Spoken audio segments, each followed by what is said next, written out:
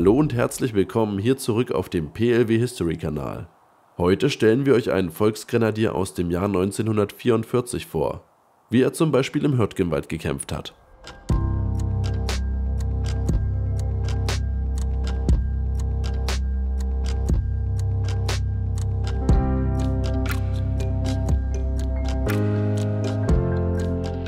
Im Sommer 1944 hat die Wehrmacht allein an der Ostfront 28 Großverbände verloren. Im Westen war die Situation nicht viel besser. Man hat über 500.000 Mann Verluste erlitten im Kampf gegen die Alliierten. Man wollte diese Verluste natürlich versuchen auszugleichen, indem man neue Divisionen aufstellt. Nach dem Attentat auf Hitler am 20. Juli vertraute dieser der Generalität immer weniger, denn ein Großteil der Verschwörer kam aus dem Kreis der Wehrmacht. Also übertrug er die Verantwortung für die Aufstellung dieser neuen Einheiten Heinrich Himmler. Der war inzwischen Oberbefehlshaber des Ersatzheeres geworden und Chef der Heeresrüstung. Das bedeutete, dass die neuen Einheiten, die aufgestellt wurden, unter die Militärgerichtsbarkeit der SS fielen. Des Weiteren war es der Plan von Heinrich Himmler, der Hitlers Unterstützung fand, ein sogenanntes nationalsozialistisches Volksheer aufzustellen. Diese Einheiten wurden anfänglich als Sperrdivisionen bezeichnet. Dieser Name war natürlich bei den Offizieren nicht sehr beliebt, was dazu führte, dass Hitler die Einheiten kurzerhand in Grenadierdivisionen umbenannte. Man wollte Teile dieser Volksgrenadierdivision zu Elitedivisionen ausbauen. Das ist aber an der Realität gescheitert, denn vorrangig gab es einen sehr großen Personalmangel. Wir sind Mitte 1944 und auch das Offizierskorps war nicht mehr das, was es zuvor gewesen ist. Vor allen Dingen aber auch mangelte es an der Ausrüstung. Die Volksgrenadierdivisionen sollten aus den Resten alter Divisionen gebildet werden. Das hat aber nicht ausgereicht. Man musste zusätzliches Personal von der Luftwaffe abziehen und auch 40.000 Marineangehörige waren nötig, um die Reihen aufzufüllen. Der Großteil dieser Einheiten wurde aber gebildet aus den jüngsten Jahrgängen von 1927. Das heißt, die Volksgrenadierdivision, anders als der ursprüngliche Gedanke war, daraus Elitedivisionen zu formen, wurde aufgefüllt mit unerfahrenen Rekruten. Der Volksgrenadier, den ihr hier seht, ist bereit, in den Hürtgenwald einzurücken. Der Soldat trägt den M40 Stahlhelm, damit er nicht so sehr glänzt, ist er mit Rottern behandelt. Und die Embleme sind entfernt worden, weil diese dann doch sehr, sehr auffällig waren im Gelände. Da es sehr kalt ist, trägt der Soldat einen Schlauchschal, auch liebevoll Oma genannt. Als Oberbekleidung trägt der Soldat einen M40 Mantel. Und hierzu kann man sagen, dass gerade die Volksgrenadiere mit sehr, sehr vielen Dingen ausgerüstet wurden, die sich noch in den Lagern befanden haben. Im Koppel sehen wir die M43 Feldmütze. Diese wurde auf dem Marsch zum Beispiel getragen, wurde auch unter anderem bei Spähtrupps getragen, da ein Helm klappern konnte und man mit einer Feldmütze besser hören konnte, weil die Ohren nicht so stark bedeckt waren. Und deswegen gibt es durchaus auch Bilder, in denen Soldaten im Gefecht eine Feldmütze tragen, auch wenn dies natürlich eine größere Gefahr für den Kopf bedeutete. Da der Soldat sich auf dem Marsch befindet, trägt er hier seine Marschausrüstung. Das bedeutet, er hat einen Rucksack umgeschnallt.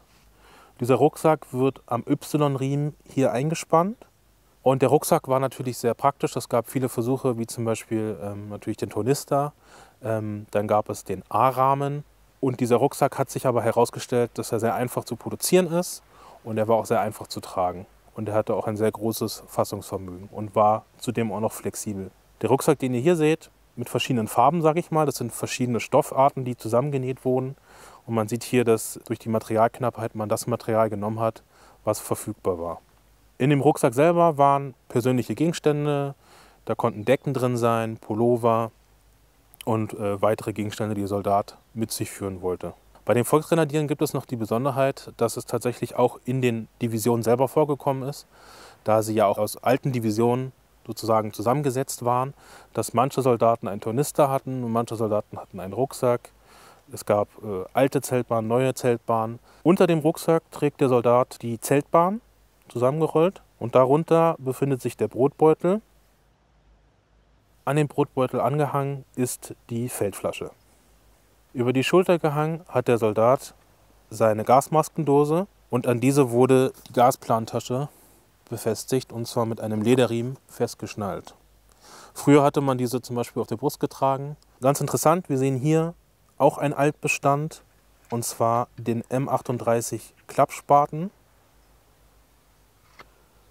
Und davor eingehakt ist das Seitengewehr. Und das Seitengewehr wurde in eine Schlaufe der M38 Spatentasche hier mit eingeführt. Als Bewaffnung trägt der Soldat die Maschinenpistole 44, abgekürzt MP44. Geläufiger ist sie heute unter dem Namen Sturmgewehr 44 oder StG 44. Dazu haben wir ein längeres Video gemacht, das könnt ihr euch auf jeden Fall hier oben im i mal anschauen.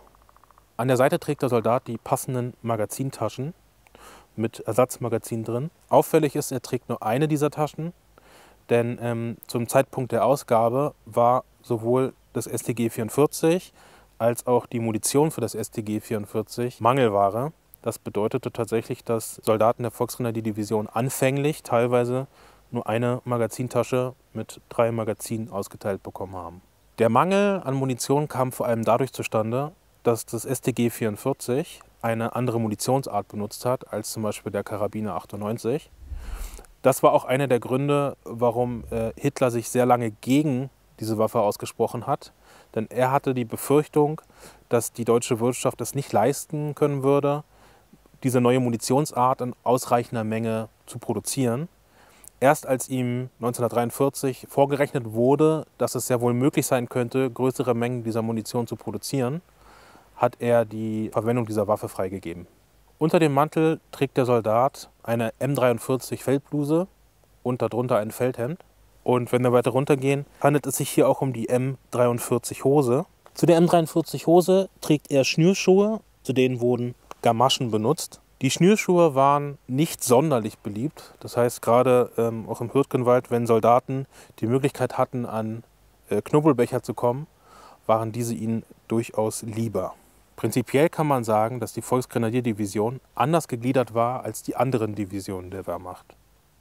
Sie war eigentlich auf die Verteidigung ausgelegt, aber eine Besonderheit kann man definitiv hervorheben, nämlich dass die Bataillone der Volksgrenadierdivision Sturmzüge hatten. Das bedeutete, dass ein ganzer Zug ausgerüstet war mit dem StG 44 und das sollte die Feuerkraft deutlich erhöhen und hatte die Möglichkeit geboten, auch zu effektiveren Gegenangriffen zum Beispiel überzugehen. Wenn ihr einen solchen Sturmzug mal in Aktion sehen wollt, dann müsst ihr auf die 11. Folge von Verstaubt sind die Gesichter warten. Denn Otto und seine Kameraden sind im Hürtgenwald eingesetzt und Teil eines eben solchen Sturmzuges. Augen und Ohren offen halten und vollste Ruhe. Waffen laden und sichern. Ansonsten hoffe ich, ihr fandet das Video interessant. Liked und abonniert gerne den Kanal. Kommentiert gerne, was ihr als nächstes sehen wollt. Und wenn ihr uns unterstützen wollt, dann findet ihr dazu Möglichkeiten in der Videobeschreibung.